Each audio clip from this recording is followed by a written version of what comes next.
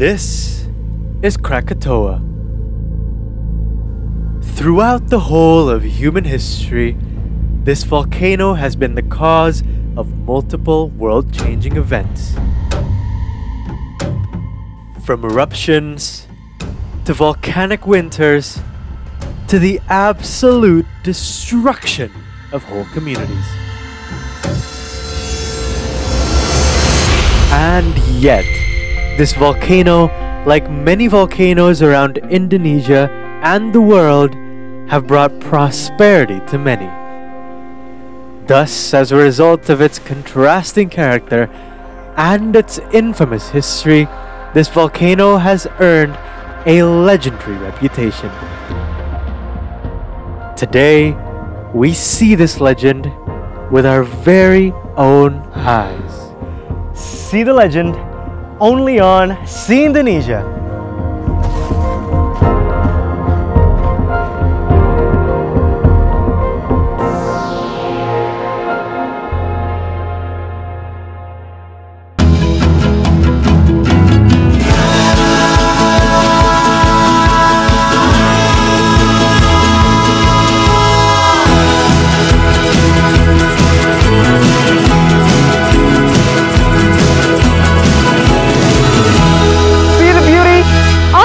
See Indonesia.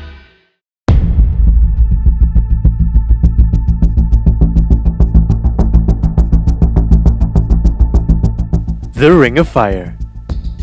A 40,000 kilometer long belt spanning from New Zealand around Australia and covering the Indonesian archipelago, the Philippines, and Japan before crossing over from Russia to Alaska and heading down the west coast of the Americas. This geographical region contains 750 to 915 active volcanoes, the same as 2/3 of the world's total. Perhaps the most infamous of them all, Krakatoa.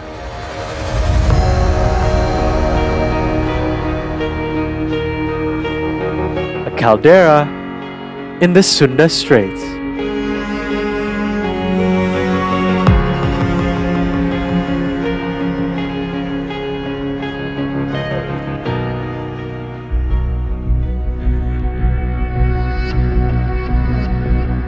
In written history, Krakatoa has erupted multiple times with destructive effects.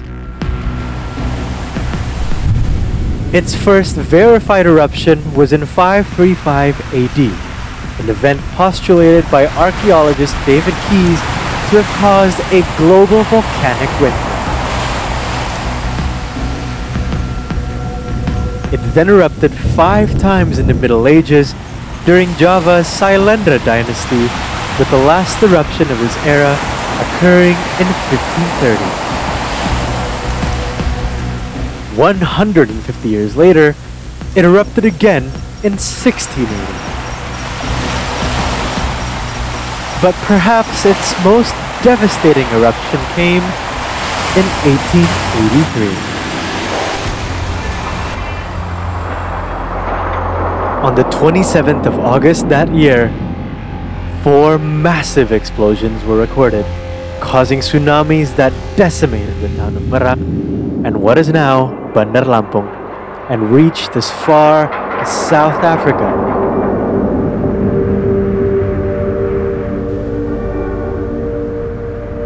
Its explosion was heard as far as 5,000 kilometers away, its sound waves rounding the globe 3.5 times.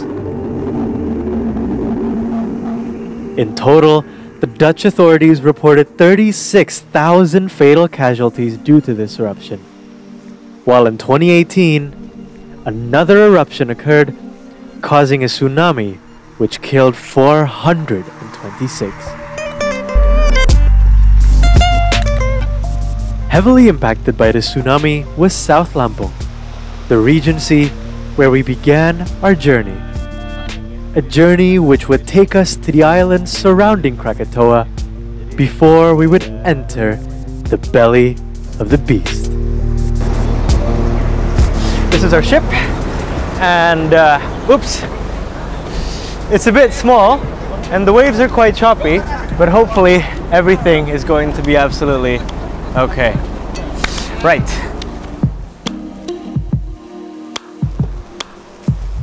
Our ship was owned and operated by the local community of the island of Sabesi. Like the other ships in this harbor, it is normally used to ferry inhabitants of the island to mainland Sumatra, but is available for use by visitors who wish to see Krakatoa and its surrounding islands. For the sailors, this job is par for the course. Today, however, the mood was tense, as the sailors remained wary of thick, gray clouds in the distance. Hujan deras ya suasana kayaknya. Kayaknya mau hujan ya? Hah? Kayaknya mau di bawah 40 menitan 40 menitan. tergantung cuacanya kita jarak-jarak makanya Krakatau ekstrim. Oh ya. Sini ekstrim.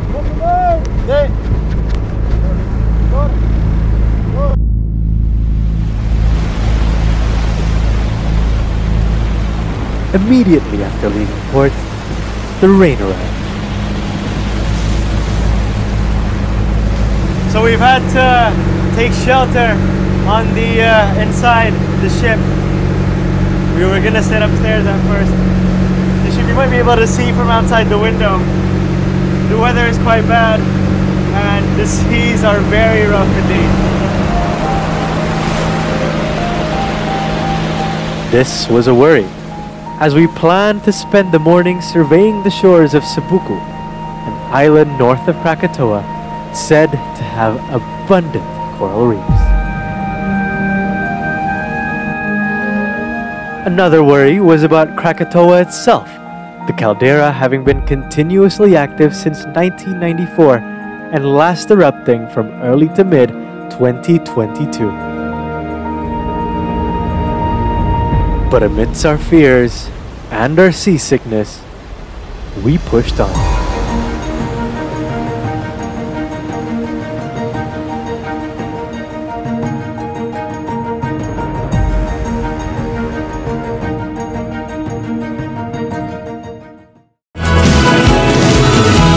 See the beauty only on See Indonesia. See the beauty only on See Indonesia.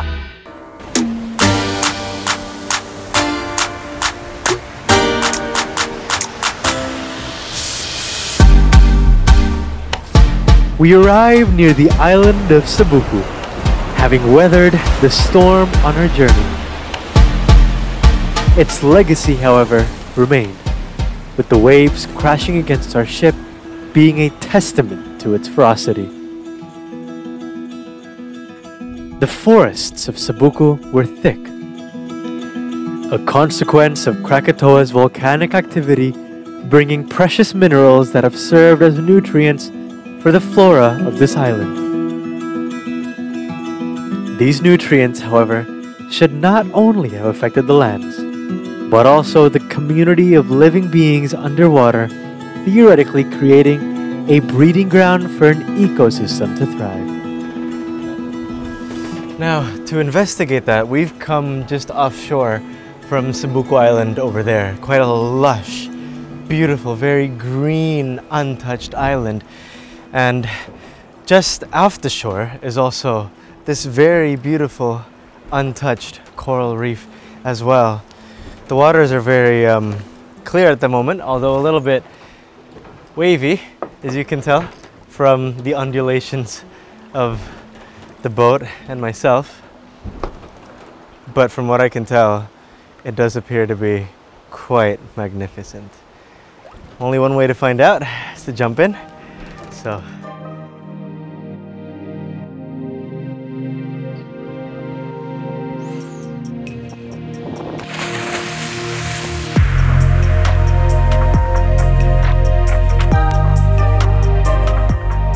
Lying underwater was a thick coral reef jungle.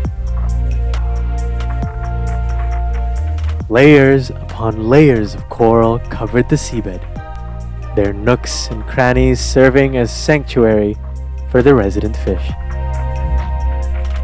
And such was the influence of the minerals that the flora and fauna within were not only flourishing, but widely varied. Hidden amongst these was a giant clam, the first I have ever seen in the wild. And to me, it shows just how fertile the seabed of this area is, no doubt a result of being so close to Krakatoa.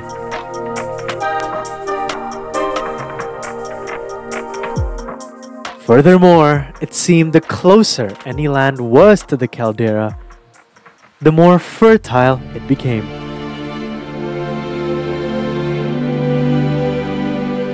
This is the island of Sabisi.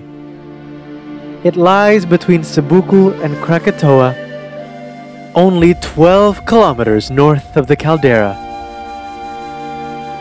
Like Krakatoa, this island is volcanic, although no eruptions have ever been recorded in written history. In 1883, this island was devastated by the effects of Krakatoa's eruption, when 3,000 of its inhabitants lost their lives. This, however, never deterred anyone from returning. In fact, the land's become so fertile as a result of the close proximity to the volcano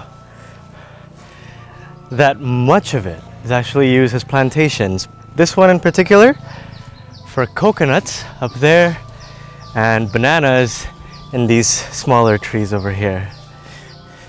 The result? People have come back, and there are now at least 2,000 inhabitants on this island. These inhabitants understand the dangers of living in such close proximity to Krakatoa.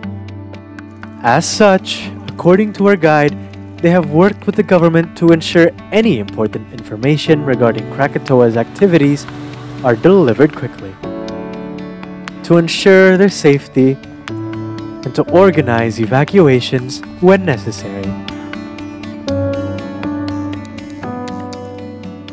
On regular days like these, however, the people are relaxed. Like any other afternoon in Indonesia, the sound of a call to prayer fills the air. The sound was periodically interrupted by giggling schoolchildren playing football in the streets and the sound of a journalist failing to defend a goal. Whoa! Wey, keren. See what I mean? The island is just full of life. My match with the school children painted a different picture from what I imagined living near Krakatoa would be. What I imagined was a people tense with the prospects of more destruction, be it from an eruption blanketing it with ash or causing another tsunami. What I found instead was nothing short of normal. It was a community with a mosque, a school, a town hall, and stores owned by locals. It even had villas by the beach, available for rent for visitors, and the place where we would be staying for the night while we await our ascent of Krakatoa in the morning. For me, however, it was a juxtaposing experience. The beauty of the coral reefs, the openness and hospitality of the community, as well as the normality of the village in Sabisi, was a contrast to our proximity from one of the deadliest volcanoes in history, a volcano which we would be climbing very soon.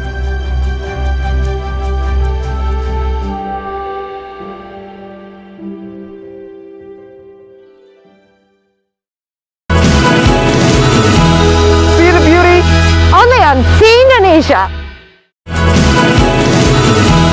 See the beauty only on See Indonesia.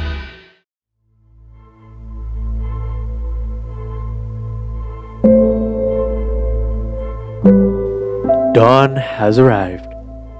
Overlooking the island of Sabesi from the east was the faraway province of Banten. Home never seemed so close, yet so far.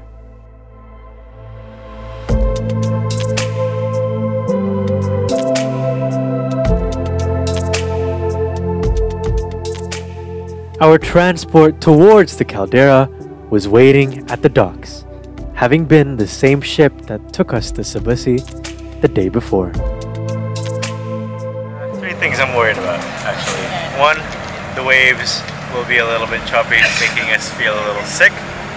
Two, the ranger won't allow us to record as much as we want to. And three, it's an active volcano and we're about to climb it. So there is a bit of risk involved.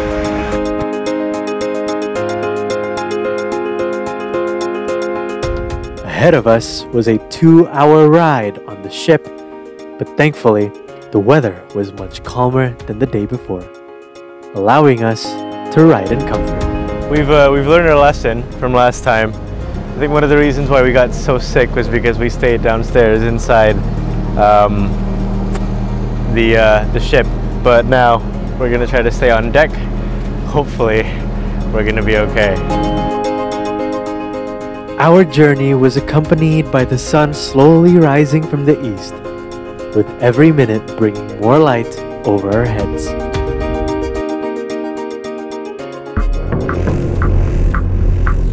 As we rounded the island of Sabesi, our destination began to form into view.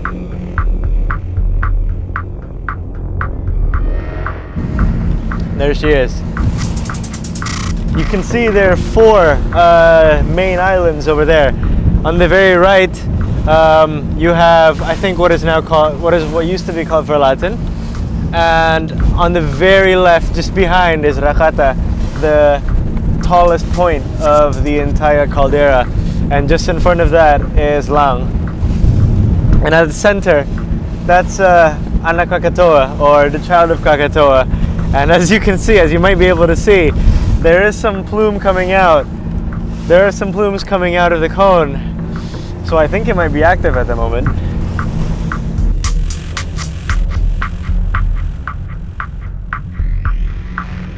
As the faraway mountain slowly grew in size, we began to understand the gravity of our visit.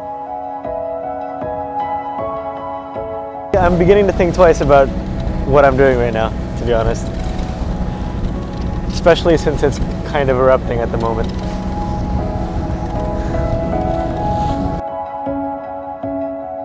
The fear became absolutely overwhelming as we neared the caldera. The black surface of Anak Krakatoa reflecting its destructive nature.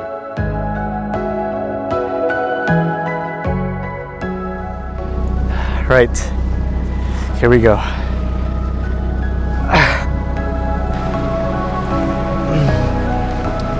Masih bang? Masih bang?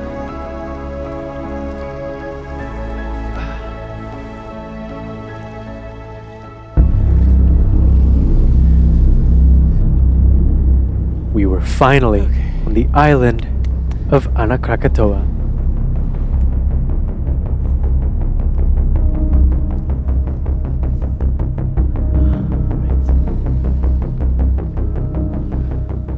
The beachhead was littered with driftwood, with many being just the right length for a trekking pole.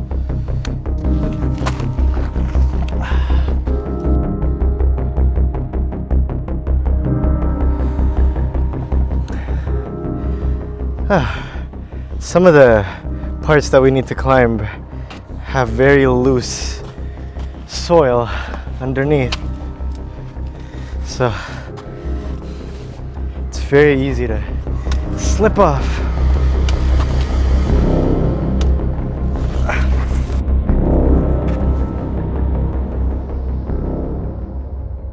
On the west side of the island, not far from the beachhead, were arrays of solar panels, generators, and communications equipment used by the government to study and survey the volcano.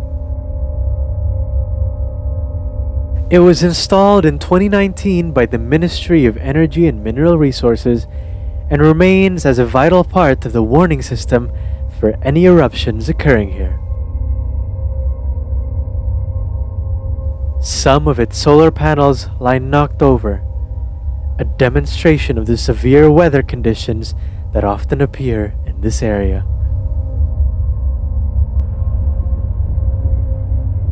Today, we were lucky, but the rain of previous days have left their scars on the mountainside. These scars completely surrounded us and were tall enough to engulf an entire human being. This, compounded with the conditions of the surface, made them nearly impossible to climb.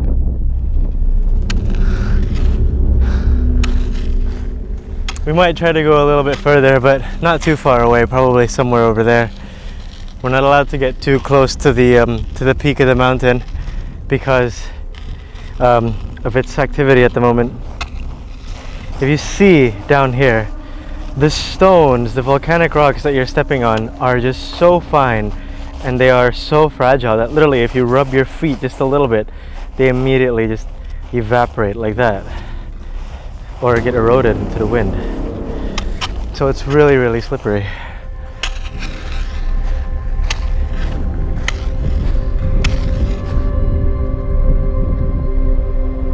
As we traveled further, an ominous roar grew loud.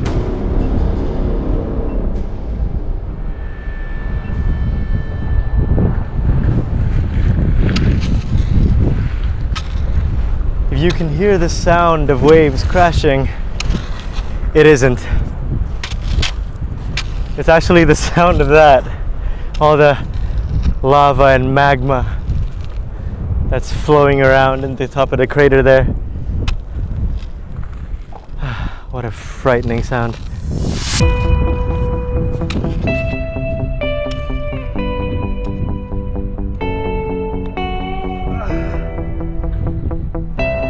The climb stopped at just short of 70 meters above sea level, slightly more than halfway up the island.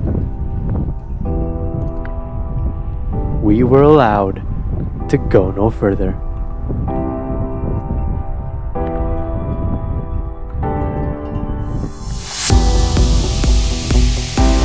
Being at the top of my climb allowed me to reflect upon the journey and understanding of this mountain.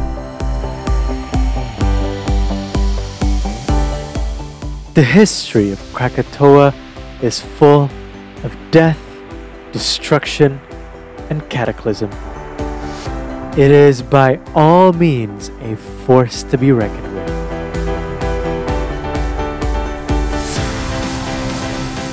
Simultaneously, the nature of Krakatoa has been a source of human and natural good.